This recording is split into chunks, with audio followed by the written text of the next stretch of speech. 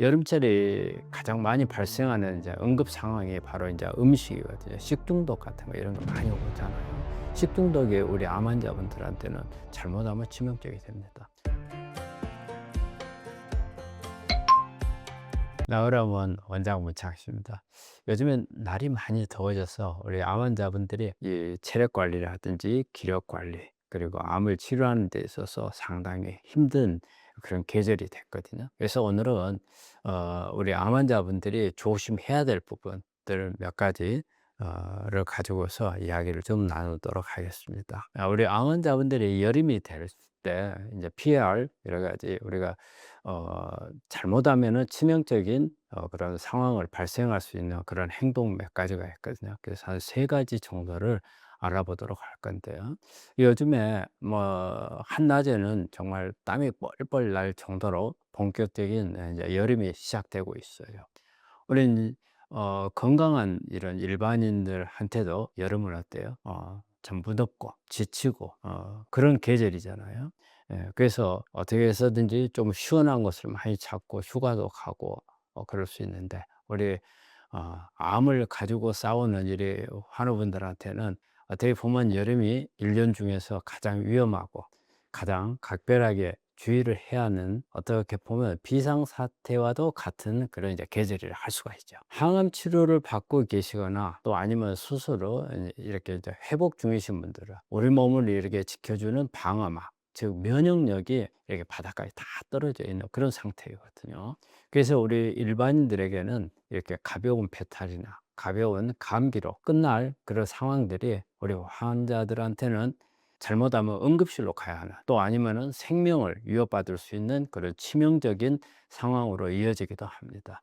그래서 오늘 영상이 상당히 중요해요. 우리가 단순하게 여름이니까 조심하세요 라고 하는 뻔한 이야기가 아니고 정말 머릿속에 좀 새겨둬야 될 그런 문제라고 생각을 합니다. 그래서 실제 우리 임상 현장에서 또 수많은 의학 논문에서 이렇게 경고하는 암 환자가 여름철에 무심코 이렇게 행동을 했다가 돌이킬 수 없는 결과를 만들어내는 이런 최악의 행동 이 세 가지를 좀 상세하게 풀어보도록 하겠습니다. 그래서 이 영상을 끝까지 보시고 꼭 실천하셔 가지고 이번 여름을 아무 탈 없이 건강하고 무사하게 넘겼으면 하는 바람입니다. 우리 주변에 암투병 중에 가족이나 지인이 있다면 이 영상을 꼭 공유해서 그분들이 정말 여름을 무난하게 보낼 수 있도록 그렇게 도와줄 수 있도록 여러분들이 좀 노력을 해 주셨으면 합니다. 그러면 시작하도록 하겠습니다. 첫 번째로 우리가 일반적으로 설마 괜찮겠지, 예? 그리고 또 가볍게 생각을 하는 생식, 날 음식을 먹었을 때 상온에 이렇게 방치된 음식을 먹는 그런 행동을 할 때 정말 조심을 해야 된다는 게 첫 번째입니다. 날 음식, 생식. 여름철에 가장 많이 발생하는 이제 응급 상황이 바로 이제 음식이거든요. 식중독 같은 거 이런 거 많이 오잖아요. 식중독이 우리 암 환자분들한테는 잘못하면 치명적이 됩니다. 우리가 여름에는 온도와 습도가 매우 높죠. 그러다 보니까 식중독균이라든지 장염, 비브리오균, 뭐 살모넬라균 여러 가지 치명적인 세균이 번식을 잘하는 그런 계절이면서 또 환경이 만들어지거든요. 우리가 일반인들은 상한 음식을 조금 먹더라도 위산이 세균을 죽이거나 장에서 가벼운 설사 정도로 세균을 배출해 냅니다. 그런데 우리 암 환자분들한테는 다르죠. 특히 우리 항암인자 화학요법을 받은 환자들은 우리가 백혈구가 떨어지죠. 특히 이제 호중구가 감소를 하게 되거든요. 이 호중구는 세균하고 싸우는 면역 세포죠. 그래서 우리 혈액 속에 세균이 들어왔을 때 이 호중구가 방어를 하는 역할을 해요. 그런데 만약에 이게 호중구가 떨어져 버렸을 때는 이 세균에 대해서 방어를 하지 못하게 되죠. 그래서 우리가 항암 때 오는 것을 호중구 감소증이라고 하는데 이 호중구 감소증이 오게 되면 우리 환자는 비상사태에 들어가는 겁니다. 한마디로 내 몸을 방어할 수 있는 이게 한마디로 다 없어져 버리는 그런 거죠. 그러니까 내 몸 안에 적을 상대할 군인이라든지 경찰들이 없어져 버린 거랑 마찬가지거든요. 이럴 때 음식을 먹게 되면 이 음식하고 같이 동반돼서 들어오는 세균이 이게 몸속으로 들어오게 되면 어때요? 장 손상을 받아요. 그리고 이 손상된 장벽을 통해서 세균이 혈액으로 타고 들어오죠. 그럼 결과적으로 이 혈액 안에서 이 세균들이 증식을 하게 되고, 이게 나중에는 폐혈증이라고 하는, 말 그대로 우리 몸이 균에 져버리는 순간, 그리 되면은 어떻게 목숨이 위험해질 수 있는 그런 상황까지 갈 수가 있는 겁니다. 그래서 우리 국제 감염 학회지에, 우리 클리니컬 인펙셔스 디지스라고 하는 이런 학회지에 발표된 자료를 하나 살펴보면, 면역 저하 환자의 식단 가이드라인 논문이라고 하는 이 논문에 발표된 내용에서 보면, 항암 치료로 인해서 면역력이 저하된 환자는 음식 맥의 감염 위험이 건강한 성인에 비해서 수십 배 높다고 하는 그런 경고를 하고 있습니다. 이 논문에서 보면, 우리가 감염을 막기 위해서 모든 음식을 먹을 때는 반드시 우리가 음식을 있으면 안에 센터에 온도가 75도 이상 돼서 균들이 살지 못하게 하는 그런 부분들을 만들어 줘야 되고, 또 최소한 1분 이상 이렇게 완전하게 익힌 상태를 유지할 수 있도록 익히는 것을 강력하게 권고하고 있거든요. 우리가 여름철에 특히 회라든지 초밥, 육회, 이런 또 채식이 아닌 육류 같은 이런 경우에서도 생고기나 생선 이런 부분들은 가능한 한 절대 드시지 않는 게 좋습니다. 특히 여름철에 더 그렇죠. 우리가 날로 먹는 채식보다도 육류는 매우 조심을 해야 되죠. 예. 그래서 우리가 일반적으로 뭐 '싱싱한 거니까 괜찮다.' 이렇게 생각하시면 절대 잘못돼요. 특히 우리 암 환자분들한테는 이런 싱싱한 거라는 게 오히려 치명적이 될 수도 있거든요. 그래서 아무리 이렇게 우리가 신선하다 하더라도 여름철에는 눈에 보이지 않는 이런 균들이 많이 있을 수가 있어요. 그리고 또 이런 균들이 들어왔을 때 건강한 사람들에 비해서 우리 암 환자분들이 견딜 수 있는 그런 힘이 훨씬 더 부족해서 폐혈증에 더 잘 빠질 수가 있거든요. 예. 그래서 이런 부분도 주의를 하셔야 되겠고, 또 하나 우리가 인제 채식, 과일이라든지 채소도 마찬가지로 좀 상당히 주의를 해야 되는 부분이거든요. 우리가 여름철에 수박이라든지 참외라든지 여러 가지 과일을 먹을 때 대강 그냥 물에 한번 헹구든지, 그냥 뭐 이 껍질을 한번 닦아내고 그러고 나서 칼로 잘라 가지고 먹게 되는데, 사실 우리가 환자분들이 간과하는 것 중에 하나가, 칼을 여러 가지 우리가 음식을 자르는 데 썼단 말이에요.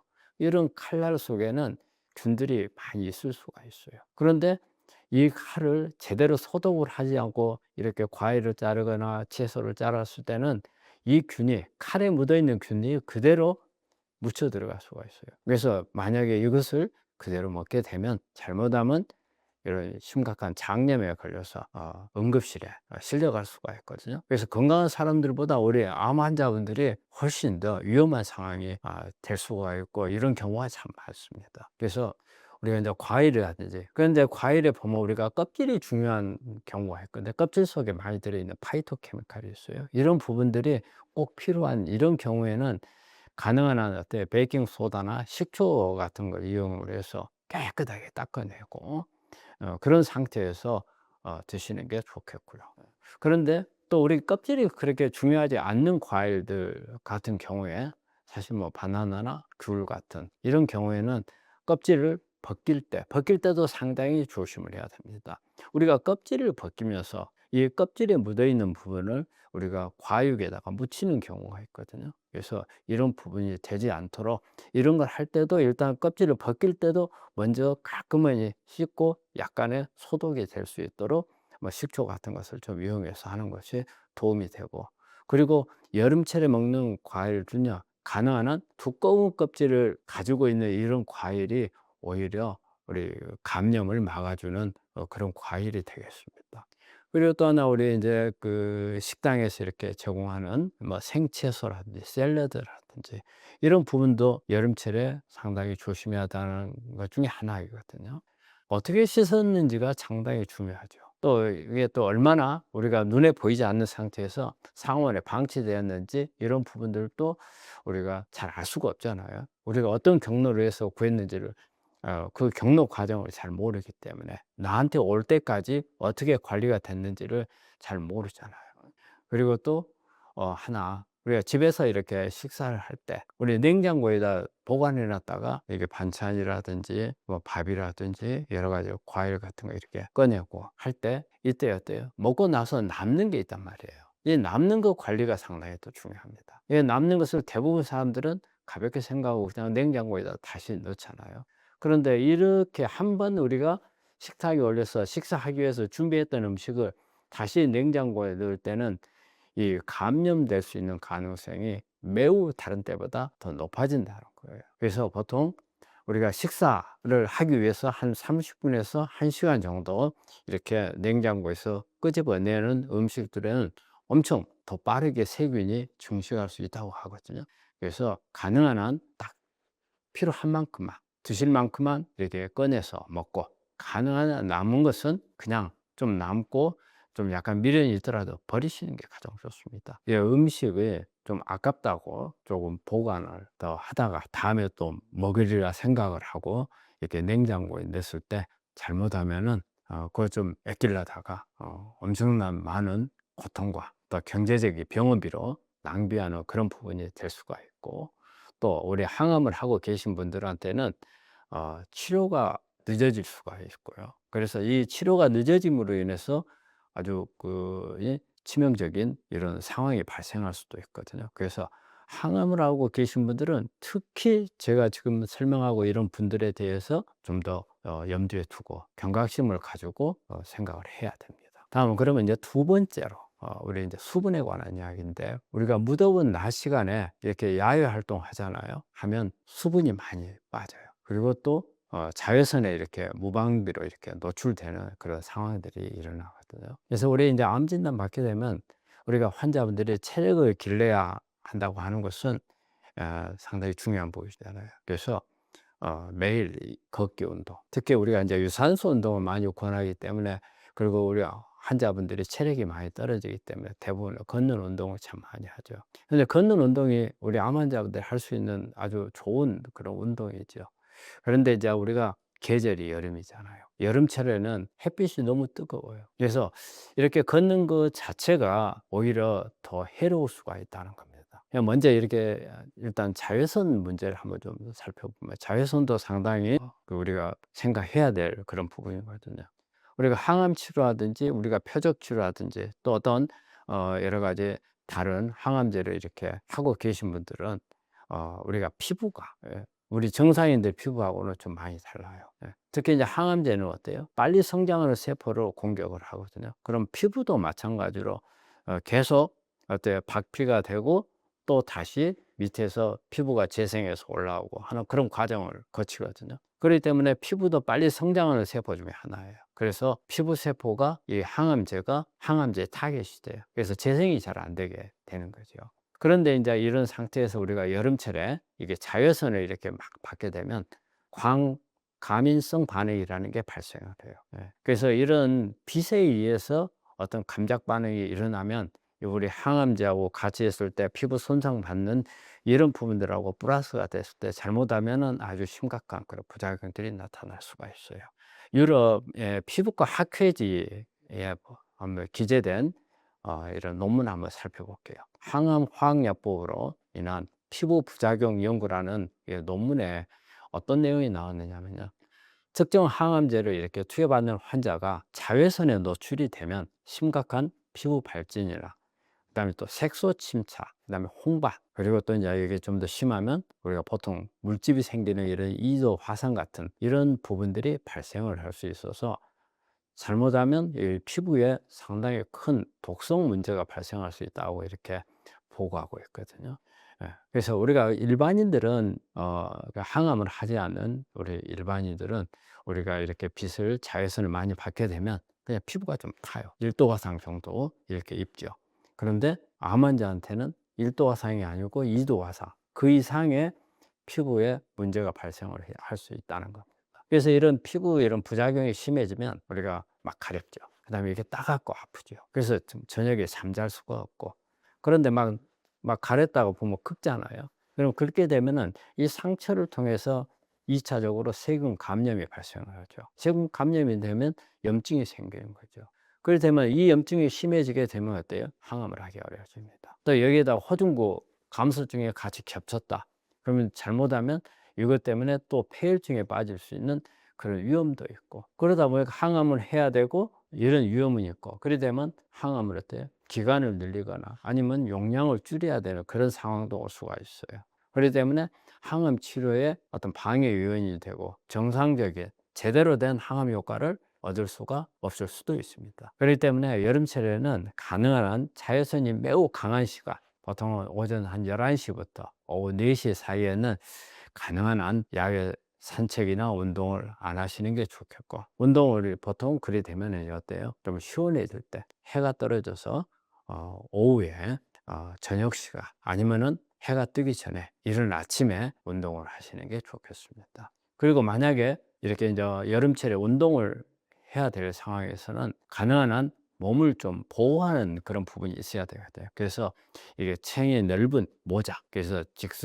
직사광선을 좀 피할 수 있게끔, 그 다음에 우리 이제 소매를 우리가 여름철에는 되게 반소매를 많이 입잖아요. 그런데 얇은 긴 소매 옷을 입거나, 또 가능한 한 양산을 하나 좀 하시는 게 좋겠고, 또 우리가 자외선 차단제를 요즘에 특히 우리 환자들도 많이 쓰지만 여름철에는 필히 자외선 항원 차단제를 조금 더 두껍게, 그래서 우리가 일반적으로 그냥 쓰는 그런 가볍게 바르는 그 정도가 아니고 우리가 동전 하나 정도의 양을 충분히 이렇게 짜 가지고 노출이 되는 부분에 이렇게 꼼꼼하게 약간 좀 두껍게 발라 주시고, 그다음에 되게 이런 차단제가 보면은 시간이 한 3시간 지나면은 효과가 많이 떨어지거든요. 그렇기 때문에 그 이상의 시간을 위협에서 노출하시는 분들은 자주 좀 발라 주는 게 좋겠습니다. 그래서 이런 부분 자외선을 노출하는 것도 중요하지만 또 여름철에 중요한 부분은 수분이거든요. 수분 이게 보충이 매우 중요해요. 운동을 하든지 뭐 항암을 하든지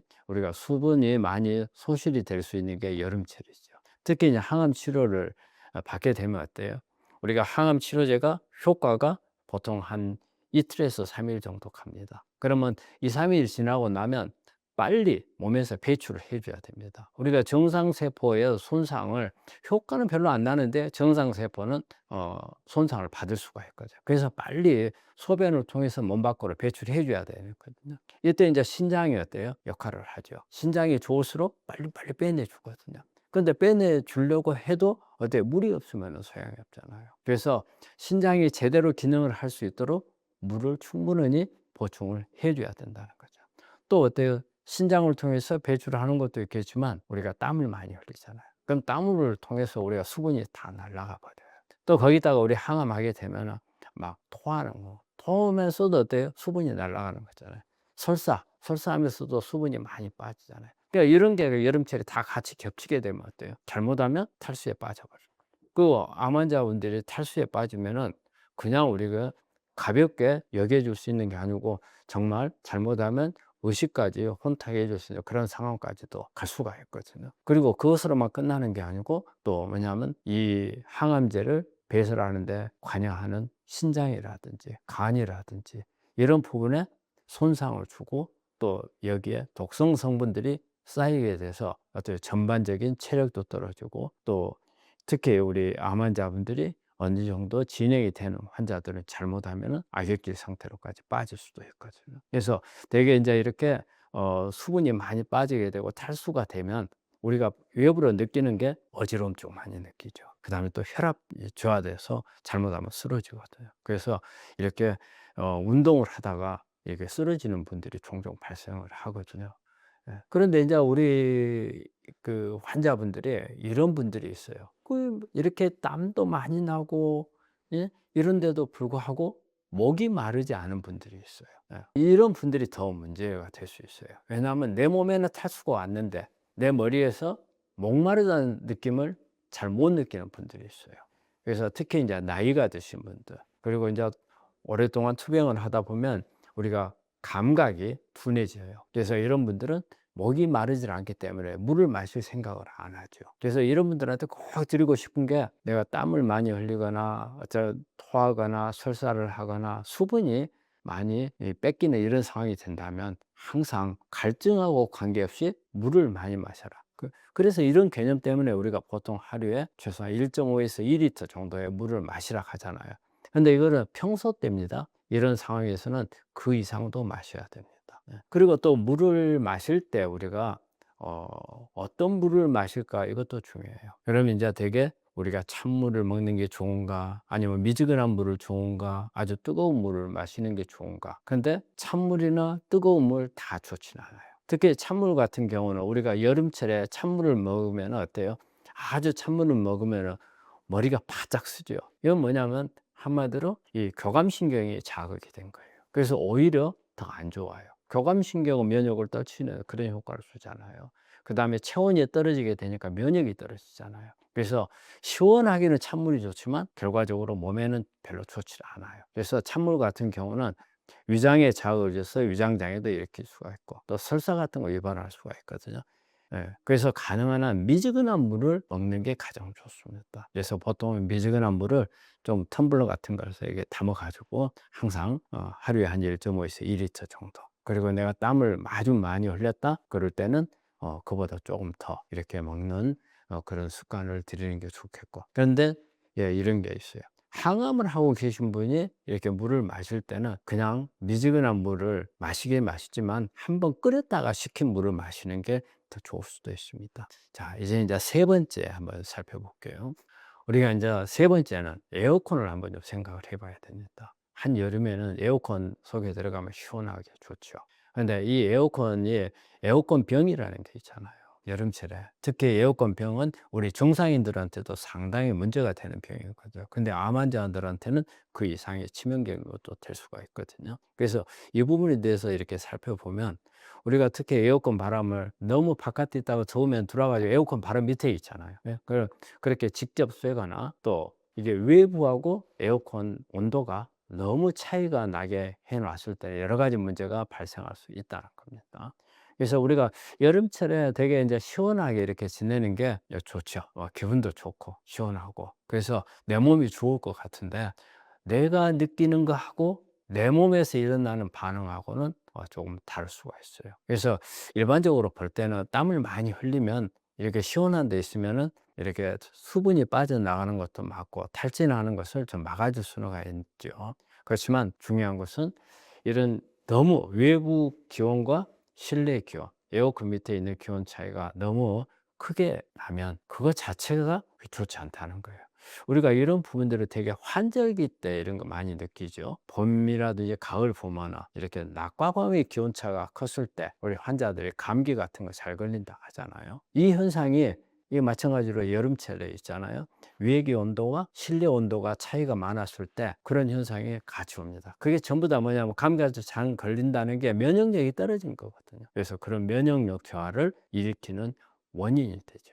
특히 우리가 집에서는 그렇게 많이 안 하는데 이제 은행이라든지 어떤 관공서라든지 또 어떤 병원이라든지 이런 데 가면 엄청 에어컨 온도가 낮게 이렇게 해 놓잖아요. 그러게 되면 외기 온도하고 온도 차이가 더 많이 나죠. 또 잘못하면은 막 10도 이상, 15도 이상 차이가 날 수도 있는 우리가 여름철에 잘못하면 막 거의 막 35도까지 40도까지 올라가는 경우도 있잖아요. 잘못하면 뭐 한 20도 차이가 날 수도 있죠. 이렇게 차이가 나면은 우리 몸이 이것을 적응을 하는데 매우 힘들어해요. 금방 너무 더운 데 있다가 여기서 적응할 만하면 시원 데로 들었죠. 그럼 여기 또 적응을 해야 되니까 우리 신경계 혼란이 오고 면역계가 혼란이 많이 오죠. 그래서 우리 몸에 면역 혼란으로 인한 부분인데 우리 암은 면역하고 싸우는 거거든요. 그런데 면역이 교란이 일어나면 안 되잖아요.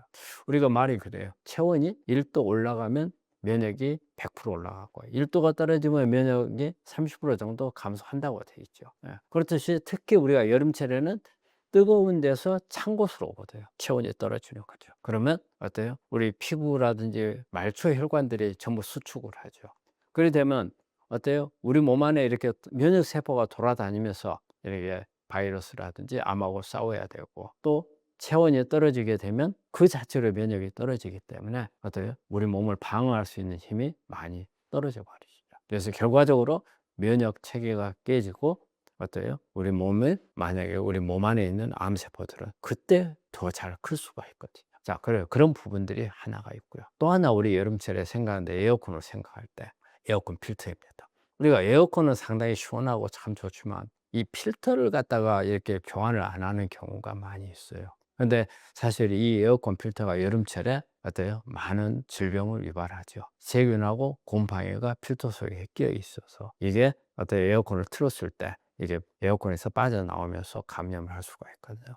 논문 하나 찾아볼게요. 국제환경연구및 공중보건 저널이라는 곳에서 실내 공기질과 면역 저하자의 호흡기 감염 상관관계 연구라는 이런 논문을 하나 발표했는데, 이 논문에 보면은 이렇게 제대로 이게 청소가 되지 않는 이런 에어컨이나 그다음에 냉각판에는 레지오날레, 그다음에 아스퍼길러스 같은 이런 곰팡이 포자가 이렇게 대량으로 이렇게 서식하는 걸로 돼 있어요. 그래서 일반인들은 뭐 이 어느 정도 이런 감염된 공기에 대해서 어느 정도 이렇게 버틸 수 있는 힘이 있어요. 그렇지만 이제 감기 증상 정도로 해서 우리가 보통 냉방병이라 하죠. 이런 부분에서 뭐 기침도 하고, 하지만 이것만 하더라도 상당히 우리가 이 신경이 쓰이잖아요. 특히 애들 같은 경우 많이 그런데, 암 환자분들한테는 이게 치명적이 될 수 있다는 거죠. 왜? 면역력이 떨어져 있고 뭐 기력이 떨어져 있고 체력도 다 떨어져 있는 이런 암 환자가 이렇게 필터가 제대로 청소가 안 돼 있는 에어컨 바람을 이렇게 쏘이게 되면 이 안에 들어있던 세균이나 곰팡이가 다 들어오잖아요. 예. 그러게 되면 우리가 폐로 이런 세균들이 들어와 가지고 뭐 간질성 폐렴이라든지 아니면 곰팡이성, 진균성 폐렴 이런 부분들을 일으키게 되죠. 그래서 우리 암 환자분들이 가장 위험할 때가 폐렴이라고 그래요. 그리고 우리가 암 환자분들이 사망 원인이 마지막에 가면은 이런 폐렴 때문에 사망하는 경우가 많거든요. 그래서 막 호흡이 가빠지고 고열이 나고 나중에는 이제 호흡곤란이 오는 거죠. 그래서 잘못하면은 사망할 수가 있는 그런 거기 때문에 그런 필터 관리를 좀 잘 하셔야 되고, 그래서 보면은 여름철에 우리 암 환자분들이 실내 온도를 바깥과 너무 차이가 나게 만드는 건 그거 안 되고요. 그래서 보통 한 26도에서 한 28도 정도 사이로 설정하시는 게 좋겠고, 그리고 또 여름철에는 보면 습도가 막 높아지니까 짜증도 나오고 그러잖아요. 그래서 약간의 제습 기능을 좀 할 수 있는 방법을 찾고, 그러다 보면 습도가 조금 낮아지고 그다음에 기온을 너무 떨치지 않고 어느 정도 내 생리적으로 가장 활동하기 좋은 그런 상태로 만들어지면 우리가 여름철을 보내는데 또 건강을 유지하고 면역을 오르는데 상당히 도움이 되도록 하고요. 우리가 여기다가 추가적으로 조금 부원을 한다면 직접적으로 바람이 내 몸에 바로 오지 않게끔 하는 것도 중요하고, 그래서 우리가 직사로 오는 바람을 이렇게 좀 방향을 틀어주는 그런 부분도 하면 좋겠고요. 또 우리가 되게 이제 에어컨을 틀게 되면 어때요? 밀폐를 하잖아요. 공간을 문을 꽁꽁 닫아 놓는단 말이에요. 네, 그래서 열을 안 뺏기기 위해서. 그런데 에어컨을 가능한 한 2시간 정도 되면 한 번 정도는 문을 열고 해서 환기를 시켜줘서, 또 이렇게 되면은 혹시 에어컨 안에서 흘러나오는 세균이나 곰팡이 같은 거 이런 부분들도 농도를 이렇게 낮춰줄 수 있기 때문에 그런 방법을 좀 같이 하는 게 좋겠고요. 그리고 외출할 때는 가능한 한 이게 덥지만 우리 환자분들의 얇은 그런 긴 소매 같은 거, 그래서 여러분들 우리가 여름철에 입는 이렇게 봄이나 이럴 때 입는 이 가디건 같은 거 있잖아요. 또 아니면 또 특히 이제 항암하시고 계신 분들은 감작 반응을 일으킬 수가 있기 때문에 이런 스카프 같은 것을 챙기고 가다가, 또 특히 어때요? 햇빛 차단하는 목적도 있겠고, 또 아니면은 우리가 에어컨이 많이 있는, 우리가 에어컨을 우리가 어떤 대중 식당이라든지 어떤 여러 사람들이 공공으로 쓰는 공간에서는 우리가 에어컨 조절할 수가 없잖아요. 그러면 내가 조절하는 수밖에 없잖아요. 이럴 때는 어떤 가디건이나 스카프 같은 것을 이용을 해서 너무 체온이 떨어지지 않도록 이렇게 방어를 하시는 게 좋겠고, 그래서 이런 하나의 사소한 거지만 이런 부분들을 막다 보면 어때요? 내과 면역도 지킬 수가 있고, 또 우리 암 환자분들이 치명적으로 올 수 있는 이런 폐렴이라든지 이런 부분들을 막아서 우리 환자분들의 생명을 지켜주는 그런 것인데, 이게 바로 아주 사소한 것을 어떻게 지키느냐에 따라서 내 몸을 지킬 수도 있고 지키지 못할 수 있다는 것을 좀 염두에 두셨으면 합니다. 그래서 오늘 제가 말씀드린 이런 세 가지를 조금 머릿속에 한번 새겨 넣어 주시고, 제가 다시 한번 이거 정리를 해서 말씀을 드리면, 첫 번째로는 익히지 않은 생식과 그다음에 상온에 둔 이런 음식들은 가능한 한 먹지 말라. 특히 뭐냐면 상온이라도 오랫동안 방치해둔 음식을 말합니다. 이런 부분들은 가능한 안 먹는 게 좋겠다. 그다음에 두 번째로는 이렇게 아주 강한 자외선은 가능한 피하고, 그다음에 미지근한 물을 자주 마셔서 이렇게 탈수를 막아줘야 된다는 거. 이 탈수가 정말 중요합니다. 우리 암 환자분들은 대개 이런 상황이 아니라도 어느 정도 세포가 탈수가 돼 있어요. 그런데 이런 부분들이 있다면은 이 세포 안에 산화물들이 많아지면서 이게 정상 세포도 암으로 넘어갈 수가 있어요. 그래서 특히 수분에 대한 부분은 중요합니다. 그리고 세 번째로는 에어컨, 이 바람, 찬바람을 너무 쐬지 말고, 특히 기온 차이가 많이 나게끔 이를 틀어 놓은 그런 부분들은 좋지 않다는 거.